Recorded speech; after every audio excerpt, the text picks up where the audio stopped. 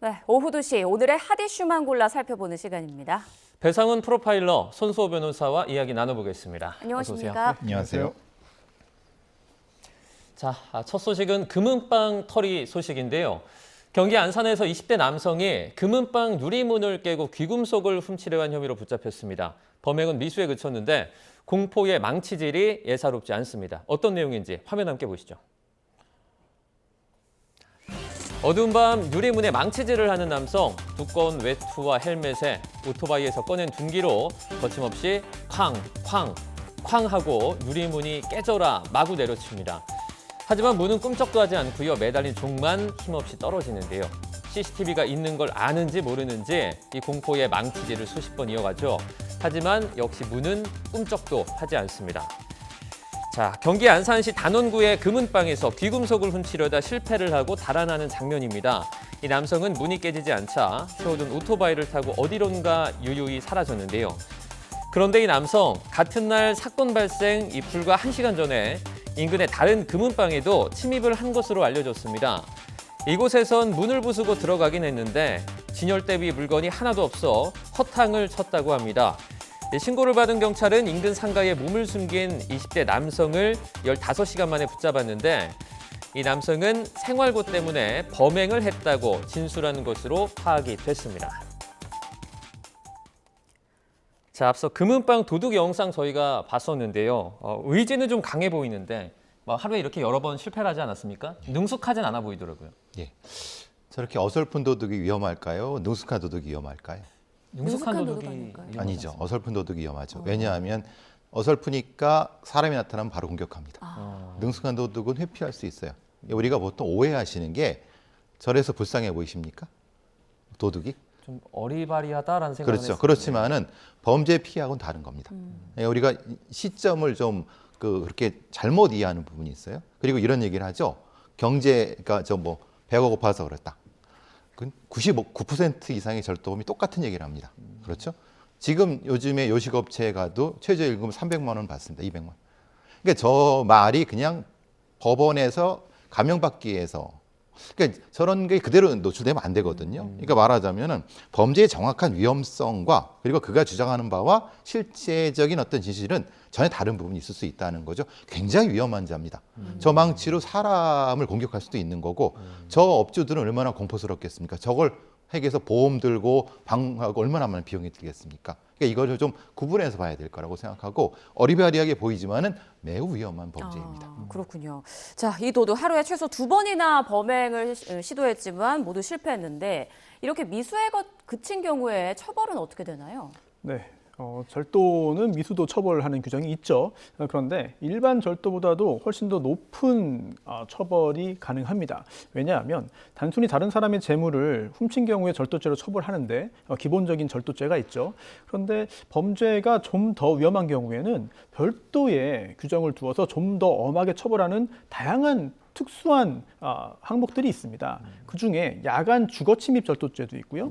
또 특수절도가 있는데 이 특수절도도 크게 두 가지로 나뉘거든요. 흉기를 휴대하거나 또는 2명 이상이 합동해서 하면은 이게 특수절도로 돼서 더 가중 처벌되고요. 또 하나가 야간에 문이나 담, 건조물의 일부를 손괴하고 부순 다음에 침입을 해서 재물을 절취하면 1년 이상 10년 이하의 징역에 처합니다. 네. 침입한 경우에는 더 엄하게 처벌한다는 건데요. 지금 영상에 나오는 것은 2번째 범행 시도이고 안에 들어가지는 못했어요. 그런데 첫 번째 범행은 실제로 문을 부수고 안에 들어가서 절취를 하려고 했는데 진열대에 없어서 못한 거거든요. 실제로 문을 부수고 들어갈 수 있었다면 더더욱 이제 심각한 상황에 처한 것이고 물론 결과적으로 훔치지 못했기 때문에 미수입니다. 하지만 미수범의 경우에 감경을 할 수 있다는 규정이 있고요. 게다가 아주 짧은 시간 안에 2건의 범행을 했잖아요. 그럼 이거 어떻게 처벌할 것이냐. 범죄가 2개냐 하나냐 또 따져봐야 되는데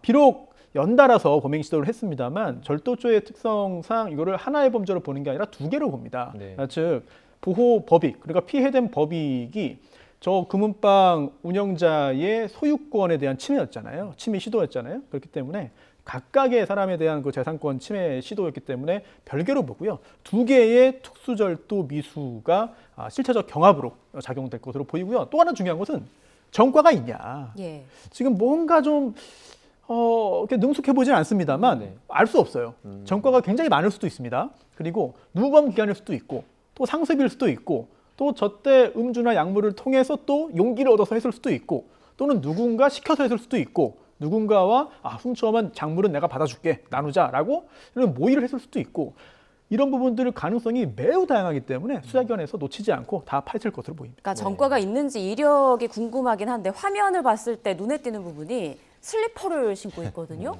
그리고 긴장한 그런 기색이 전혀 보이지가 않는데 어떻게 보십니까? 이게 이제 범죄 전문화가 가능했었느냐? 어떻게 슬리퍼를 신고 저럴 수 있느냐? 그럼 거꾸로 생각하면은 저러다가 갑자기 이걸 다 벗어치고 그냥 앉아 있으면 도둑으로 볼까요? 보기가 좀 쉽지 않죠. 그러니까 두 가지가 다 존재하는 겁니다. 그러니까 말하자면 전문화된 범죄자는 다 워커 신고 뭐 장비 갖추고 할 거라고 생각하지만 한 단계 더 전문화된 범죄자는 되게 허술하지만 핵심적인 요소를 팍팍 찌릅니다. 그것이 지금 아마 수사기관에서 판단할 겁니다. 그것이 전문화가 어느 기능이 올라갔는가. 아까 전에 그 프로파일러께서 생활고 얘기 잠깐 네. 해주셨는데 만약에 그러면 뭐 재판으로 가서 생활고를 계속 주장하면 이것도 감형 사유가 해당이 되나요? 해당하죠. 실제로 우리 대법원 양형위원회가 양형 기준을 두고 있는데 절도 범죄에도 양형 기준이 마련되어 있습니다. 그중에서 감경 요소, 특별 양형인자 중에 감경 요소가 여러 가지가 있는데요. 그 중에 하나가 바로 생계형 범죄인 경우입니다.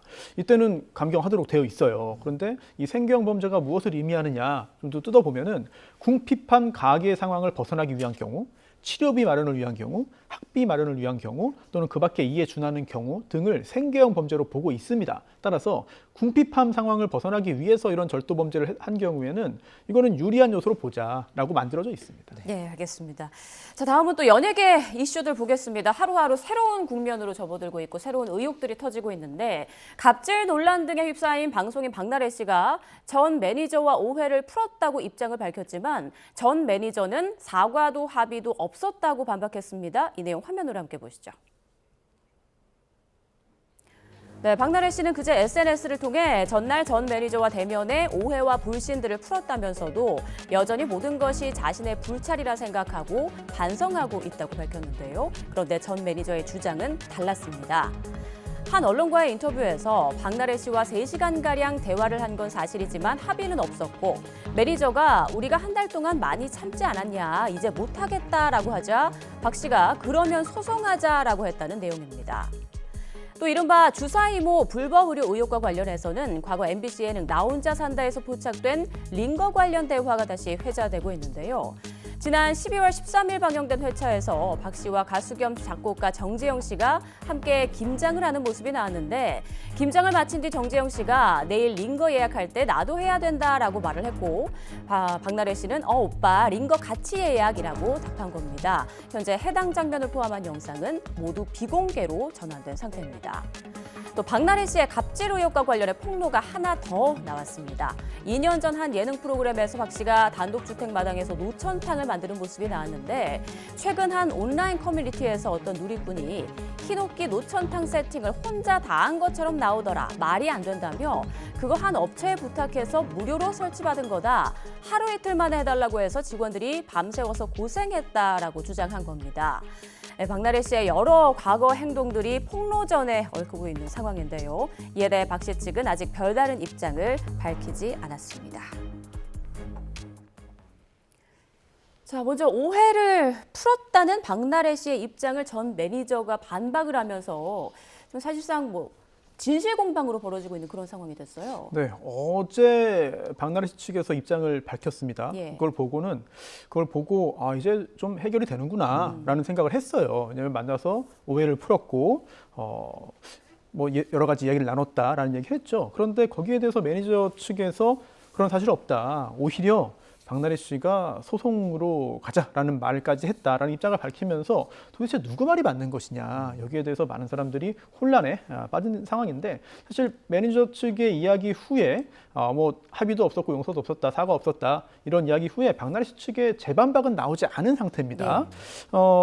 실제로 이미 고소고발이 이루어졌기 때문에 법적인 절차는 진행이 되고 있는 중이고요. 또한 가압류도 진행이 됐기 때문에 민사 절차도 진행 중입니다. 이대로 가다가는 정말 법원의 판단을 받아야 하는 그런 상황으로 갈 가능성이 상당히 높아 보입니다. 네, 지금 박나래 씨 논란도 현재 진행 중인데 노천탕 갑질 논란도 또 새롭게 불거졌습니다. 이게 진위가 아직 확실하게 확인되지는 않았는데요.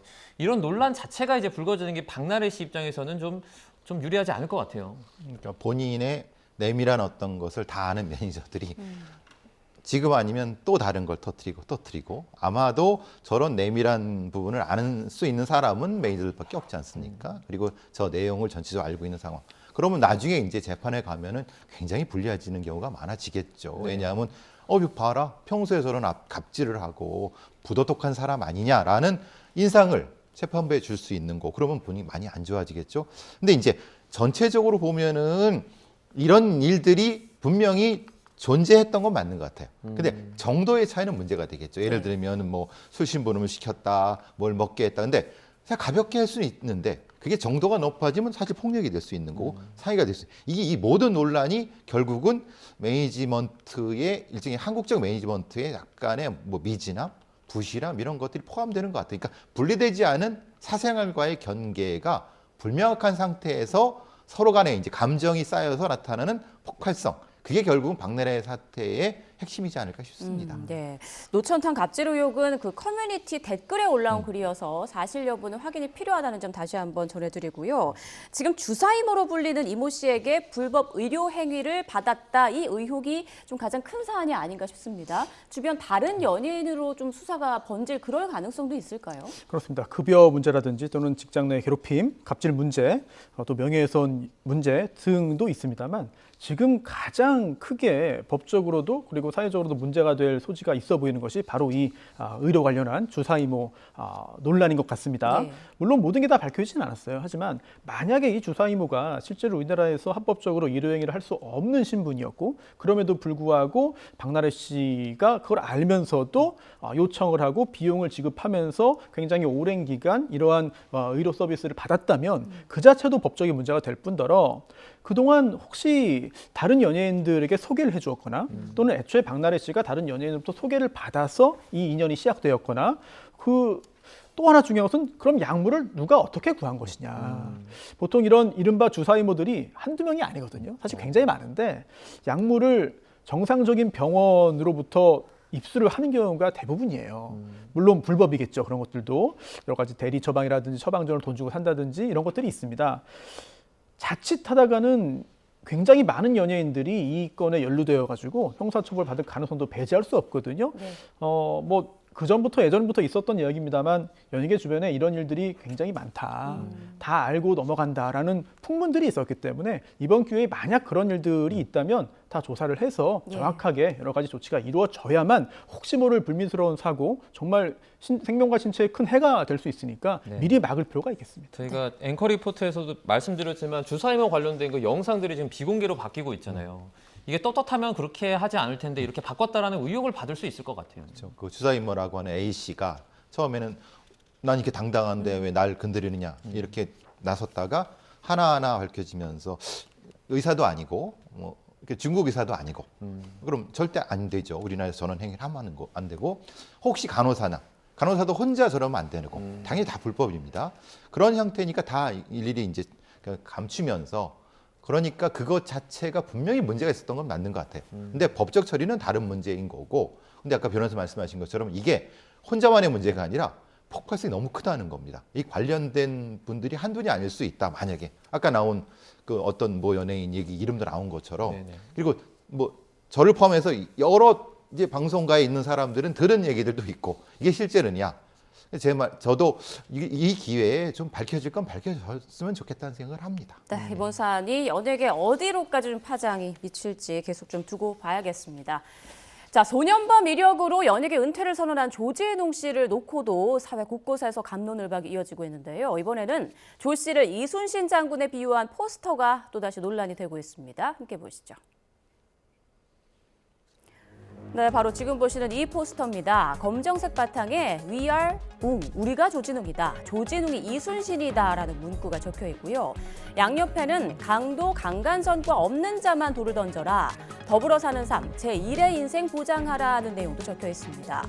중앙에는 안중근 의사의 손바닥 이미지를 담고 하단에는 군중 그림자를 담아서 영웅을 칭송하는 듯한 분위기를 냈는데요. 일본 누리꾼들은 미화하는 수준이 선을 넘었다라는 비판과 함께 이 정도면 조진웅도 그만하라고 울부짖을 것 같다. 지능적 안티다라는 반응도 보였습니다. 이런 가운데 조진웅 씨의 과거를 제보한 인물이 당시 함께 범죄를 저질렀던 무리 중 한 명일 가능성이 크다는 주장이 나왔습니다. 자기 사건이 아닌 경우는 솔직히 이런 사건 기록에 대한 조회가 불가능하거든요. 당시 이제 이 조진웅 씨랑 같이 소년 보호 처분을 받았던 어떤 가해자 중에 한 명이 또 제보를 했을 수도 있고요. 앞서 또 다른 변호사는 조진웅 씨 사건을 최초 보도한 연예매체 기자 2명을 소년법 위반 혐의로 국민신문고에 고발장을 제출했는데요. 그는 가정법원이 소년보호 처분 기록을 유출했다면 국기문란이고 기자들이 기록을 요청해서 담당 공무원이 유출했다면 각각 교사범과 정범이 될 수 있다고 분석했습니다. 자, 조진웅 씨의 그 소년범 전력을 제보한 사람이 조 씨와 함께 그 소년 처분을 받은 범죄자 중 한 명일 수 있다라는 주장 어떤 근거인가요? 네, 처음에 저도 이 소식을 듣고 굉장히 놀랐고요. 그리고 그 후에 아주 일파만파 파장이 커졌고 또 어쩌다 보니 정치 논란, 정치 사안이 되어버린 상황이기 때문에 굉장히 저도 조심스러울 수밖에 없는데 예. 굉장히 비밀스러운 정보잖아요. 그리고 굉장히 오랜 시간이 흘렀고 그런 상황에서 도대체 누가 어떻게 갑자기 이 사실을 알아서 공개했을까? 처음에 그런 부분에서 의문이 제기됐죠. 그래서 어떤 정치적인 공작 아니냐라는 음모론을 제기하는 어떤 사람들도 있고 또 반대로 피해자가 이건 너무 억울해서 밝힌 것이다라고 주장한 것도 있었습니다만 사실 당시에 조진웅 씨가 어떠한 행동을 했고 어떠한 결과가 나왔는지를 제일 잘 아는 사람은 당시 기록을 갖고 있는 사람들일 거예요. 그런데 불법적으로 이 소년법 규정에 위반해서 불법적인 조회 응답을 해서 범죄를 한 경우를 제외한다면 그런 엄청난 일이 생겼다는 그런 가능성을 배제한다면 이 사실을 누구보다 잘 알고 있는 당시 함께 일을 했던 당시 함께 그 행동을 했던 사람들이 공개하지 않았을까라는 그런 짐작이거든요. 하도 이게 어떻게 공개됐는지 의문이기 때문에 그런 짐작이 나오는 것이지 실제로 당시 이런 비행을 함께 했던 어떤 인물로부터 공개됐다는 것은 직접적인 단서가 있거나 구체적인 정황이 있어서 나오는 이야기는 아닌 것으로 보입니다. 네, 이 관련 내용을 첫 번째로 보도한 매체, 그러니까 거기에 있는 기자들이 지금 고발을 당했거든요. 그 기자들도 처벌될 가능성이 있습니까? 글쎄요, 가능성이 높아 보이지는 않습니다. 즉, 다시 말씀드립니다만 이게 마치 조진웅 씨는 옹호하거나 아니면 뭐 비난하거나 어떤 정치적인 입장에 의해서 하는 것처럼 오해될 수가 있습니다만 전혀 그런 건 아니고 이 기자들이 불법적으로 이 관계기관에 요청을 해서 그 관계기관이 이러한 비밀스러운 과거 정보를 노출을 해서 제공을 해서 보도가 되었다면 이거는 소년법 70조 위반 가능성이 있어요. 하지만 그게 아니라 제보를 받아서 공개를 했다면 그 자체가 소년법 위반으로 볼 수는 없는 것이고 그리고 이게 사실인지 사실이 아닌지 여부도 직결이 되겠습니다만 대중의 알 권리 그리고 공공의 이익을 위해서 한 것이다 라고 한다면 이 매체의 어떤 성향이나 과거의 보도 행적과 별개로 이거는 위법성 조각 사유에 해당할 수도 있다라는 생각이 듭니다. 네, 이런 논쟁도 벌어지고 있습니다. 학폭 이력이 있으면 대입에 굉장한 지장이 생기게 되는데 이런 소년범 전력은 별 영향을 주지 않는다면 이건 불공평한 거 아니냐 이런 목소리도 나오고 있거든요. 네, 맞습니다. 뭐 한번 제 말씀을 드리면 이런 겁니다. 소년 처분을 받은 어떤 사람이 경찰이 된다고 원서를 내면은 어떻게 해야 되나요? 어떻게 됩니까? 그러니까. 근데 그걸 따질 수가 없어요. 그러니까 지금 이제 현실적인 문제입니다. 제가 이제 경찰 면접관을 오랫동안 했는데 면접관 사이에서 논란이 되는 겁니다. 그럼 이런 사람을 받아야 돼 말아야 돼 논란이 되는 거죠. 이게 똑같은 겁니다. 과거에 어떤 17살 정도에 있었던 소년 처분 기록이 미래에 영향을 줄까? 근데 범죄 심리적으로는 연속성이 있다고 얘기하는 쪽도 있고요. 왜냐하면 이거는 아직 교화가 되기 전이기 때문에 굉장히 위험하다. 근데 또 그걸 그렇게 보면은 교정교화 프로그램 자체를 완전히 다 바꾸지 않는 한 어떻게 가능하냐 이런 부분이 있거든요. 그러니까 이건 진짜 케이스 바이 케이스란 포함을 하지만은 전체적으로 사회적 합의가 필요한 부분이라고 생각을 합니다. 근데 이게 여기에는 언론의 자유와 표현의 자유가 또 들어가는 거고, 그리고 교정교화가 이 사회 여치는 미치는 영향도 다 포함해야 되는 거거든요. 저도 사실 이걸 보고 저는 사실 놀라지 않았습니다. 왜냐하면 94년에 그 사건을 알고 있었기 때문에 근데 그게 조진웅 씨라고 하는 건 놀랐지만은 얼핏 그 집단들이 이게 저희들한테 이걸 링 범죄라고 하거든요. 그러니까 말하자면 몰려다니면서 굉장히 나쁜 짓을 하는 집단을 링 집단이라고 하는데, 그걸 추적하다가 보면 이제 이 사건이 나오는데 그게 조직이라는 건 몰랐습니다만은, 그러니까 근데 그들은 그 뒤로도 사실은 좋지 않은 짓들을 해고 다녔다는 걸 알고 있는데 그러면은 이게 그럼 교정교화란 소년사법의 영역으로 놔둬야 되느냐? 저는 사실 좀 부정적인 부분입니다만은, 그렇군요. 근데 조진웅 씨는 모르겠습니다. 예. 왜냐하면 조진웅 씨는 다른 소년 보호 처분으로 들어갔기 때문에 그러니까 이거는 일도양단으로 정하기보다는 좀 더 심도 깊은 소년사법의 심도 깊은 영역으로 좀 많은 사회적 합의가 필요한 부분이라고 생각을 합니다.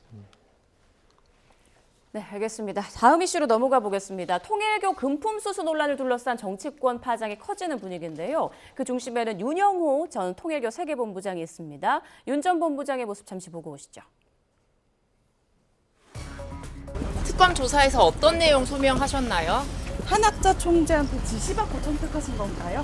건진 법사한테 청탁할 때 김 여사 영향력 고려하셨나요? 통일교에서는 본부장님 개인 일탈이라고 주장하는데 혹시 하실 말씀 없으신가요? 그거에 대해서는 어떻게 소명을 좀 하셨나요, 법정에서? 혐의는 인정하셨나요? 김건희 여사한테 목걸이는 어떤 목적으로 주신 건가요? 네, 윤 전 본부장이 지난 8월 특검에서 민주당과의 접촉 사실을 진술했다고 밝히면서 지금 논란이 계속 커지고 있는데, 특검이 어제 통일교의 민주당 지원 의혹 사건을 경찰청 국수본으로 이첩했다고 밝혔습니다. 그럼 앞으로 본격적으로 수사가 시작되는 건가요? 네, 그렇게 될 것으로 보입니다. 이 건은 크게 두 가지 맥락으로 봐야 될 것 같아요. 우선 첫 번째는 실제로 윤영호 전 본부장이 여러 정치인들에게, 특히 국민의힘 계열뿐만 아니라 민주당 계열 정치인들에게도 금품을 제공한 것이 사실이냐, 이 부분을 확인을 해야겠고요. 그리고 또 그 금품 제공이 형사적으로 범죄냐. 물론 정치인들의 경우는 정치자금법 위반도 있기 때문에 만약 받았다면은 불법이고 또한 처벌 대상의 가능성이 매우 높습니다만, 구체적으로 어떤 상황인지를 따져봐야 되는 것이고요. 또 하나 중요한 것은 그것과 별개로 윤영호 본부장이 이번 특검에서 진술을 한 사항들인데, 네. 특검이 그 부분에 대한 수사를 본격적으로 개시하지 않았다. 네, 이 부분이 정치적인 논란이 되고 있습니다. 일각에서는 이거는 민주당 정치인에게 타격이 갈 수 있으니 의도적으로 회피한 것이다라는 지적도 있고요. 또 특검이 이틀 전이죠, 이제 브리핑에서 밝히기로는 김건희 특검법상 이거는 수사 대상이 아니다. 특히 관련 범죄를 수사할 수 인지한 관련 범죄 수사 조항이 있지만 그 관련 범죄가 무엇인지가 김건희 특검법에 규정되어 있는데 여기에 해당되지 않기 때문에 특검이 수사할 수 없는 것이었다. 그리고 이제 넘겨서 이제 국수본에서 수사를 하면 되는 것이다라고 밝혔는데요. 어떤 누구의 말이 맞는지도 확인을 해봐야 되는 것이고, 또 하나 근데 중요한 것은 설령 이 특검의 이야기가 맞다 하더라도 그동안 몇 달 지났어요. 그렇다면은 왜 몇 달 동안 들고만 있었을까? 이렇게 윤영호 전 본부장의 이야기가 널리 알려지면서 혹시 이첩을 하기로 한 거 아니냐라고 한다면 이 부분은 또 다른 논란이 될 수 있거든요. 예. 여러 가지 법적으로도 정치적으로도 따져볼 부분들이 많은 상황으로 보입니다. 만약에 그 윤 전 본부장의 주장이 사실이면, 그 지난 2018년에 이제 금품을 건넨 게 사실이면 공소시효가 얼마 남지 않았다 그래요. 그럼 속도를 좀 내야 될 그런 필요성도 있겠네요. 그렇습니다. 구체적으로 어떤 범죄 혐의를 두고 있느냐에 따라서 공소시효 기간이 달라질 수 있겠습니다만, 지금 전해지는 바에 따라서 만약 7년 공소시효가 적용되는 상황이라면 이거 공소시효 완성이 많이 남지 않았다. 이런 경우에는 이거를 혹시 일부러 노렸거나 또는 기대했거나 이랬을 가능성도, 실제로 그런 일이 없었길 바랍니다만 정치적 공세의 소재로 삼을 수는 있거든요. 이런 부분들 단순하게 넘어갈 부분이 아니라 구체적으로 어떤 일이 있었는지를 다 확인을 해야 특검이 굉장히 중대한 임무를 띄고 열심히 수사를 해서 이제 재판으로 보내고 여러 가지 성과를 내야 되는, 공소유지해야 되는 상황인데 자칫 특검이 의심을 받으면 그동안 노력한 게 또 퇴색될 수 있기 때문에 특검 입장에서도 전혀 문제가 없다는 부분을 확실하게 보여주고 가는 것이 옳지 않을까 싶습니다. 네, 윤 전 본부장이 민주당 전재수 의원에게 현금 4천만 원과 명품시계 2점을 건넸다고 말한 사실이 알려졌는데 앞서 저희가 연결해서 들어본 것처럼 전재수 장관은 지금 극구 부인을 하고 있습니다. 전면 부인을 하고 있는 상황입니다. 자, 윤 전 본부장 오늘 오후 4시로 예정된 재판 최후 진술에서 과연 또 폭로를 할 것인가 이 부분이 관심인데 어떤 생각을 하고 있을까요? 이걸 대표적으로 이제 고슴도치 전략이라고 합니다. 실제로 존재하는 겁니다. 뭐냐면 여러 의혹을 받는 사람들이 내가 더 가지고 있어, 날 건드리면 찔릴 거야라고 해서 실제로 이렇게 하는 전략입니다. 그러니까 그러니까 내용을 얘기하지 않아도 이미 많은 사람들이 두려워하죠. 왜냐하면 저 입이 나를 지목할 수도 있고, 근데 지목당하면은 실제로 이걸 극구 뭔가 내에서 이걸 부인을 해야 되는데 부인하는 것보다는 얘기하는 게 더 귀가 솔깃하지 않습니까? 예. 그러니까 실제로는 저 사람이 저 얘기를 하지 않았어도 이미 효과는 다 본 거고, 그러면은 이제 재판 과정에서 이 사람을 건드리는 것 자체가 부담스러워질 수 있는 거죠. 그러니까 일단 50% 이상 먹고 들어갔다. 그런데 지금 상태에서는 더 큰 거를 여기서 터뜨리기보다는 다음 단계에서 하겠죠. 그게 더 윤 본부장한테는 더 유리하겠죠. 그런데 우리는 다 알고 싶어 하잖아요. 네. 두 가지가 갈등에 있는 것 같습니다. 네, 윤 전 본부장 이제 오후 4시에 예정된 재판에서 어떤 최후 진술을 할지 저희가 또 지켜보도록 좀 하고요. 다음 주제에 넘어가 보도록 하겠습니다. 백혜룡 경정이 제기했죠. 이 마약 수사 외압 의혹의 이 대부분이 사실 무근이다라는 서울 동부지검 합동수사단의 중간 수사 결과가 나왔습니다. 이와 관련해서 경찰의 인천공항 현장 조사 영상이 있는데요. 보고 오겠습니다.